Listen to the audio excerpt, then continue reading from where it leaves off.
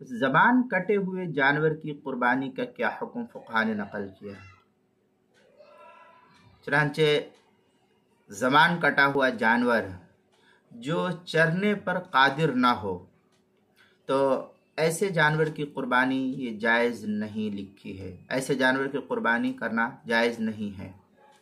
چنانچہ فتاوی ہند کے اندر ہے وقطع اللسان فی الثور یمنع وفی الشاة اختلاف ولو كانت الشاة مقطوعة اللسان هل تجوز التضحیہ بها فقال نعم ان كان لا يخل بالاعتلاف۔